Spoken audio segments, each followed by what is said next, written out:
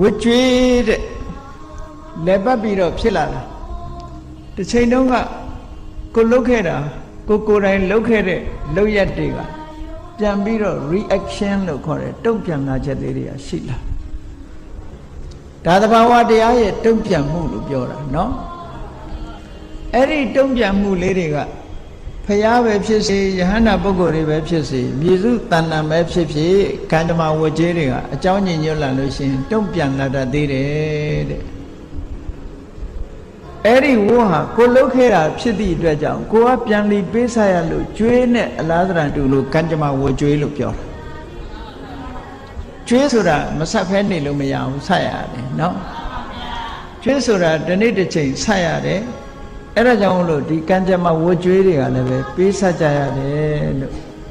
အကယ်၍မပေးဆက်ရသေးလို့ရှိရင်ဒီကံရဲ့အရှိန်အဟုန်ကသူကကုန်ပြီးတော့မသွားသေးဘူးပေါ့အေးကိလေသာကုန်သွားရင်ကတော့သူကဘဝအကျိုးပေးเสียမရှိတော့သည့်အတွက်ကြောင့်အကျိုးတော့မပေးနိုင်တော့ဘဝတစ်ခုကိုအကျိုးမပေးနိုင်ဘူးသို့တော့ကံကိလေသာရဲ့အကျိုးဆက်ဖြစ်တဲ့ခန္ဓာကြီးရှိနေသေးရင်ကတော့ပေးဆက်ကြရသေးတယ်လို့ဒီလိုပြောတာနော်ကဲဘုန်းကြီးတို့ဘဝလည်းကိုယ့်ကိုယ်ပြန်ဆက်ပြီးတော့ချိပေါ့အသက်30အရွယ်ရှိတဲ့ပုဂ္ဂိုလ်ကလည်းဒီ30အတွင်းမှာဘာတွေဖြစ်ခဲ့တယ်လဲ40 50 60 80ရှိတဲ့ပုဂ္ဂိုလ်ကလည်းပဲကိုယ့်ဒီဘဝတွေအတွင်းမှာဘာတွေဖြစ်ခဲ့တယ်လဲပြန်ပြီးတော့ချိ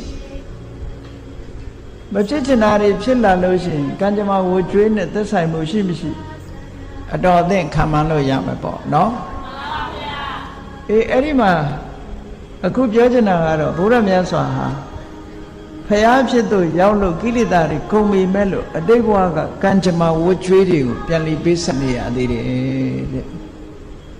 ဆိုလိုတာကအတိတ်ကံရဲ့ဆုံးဆောင်မှုလေးတွေဟာ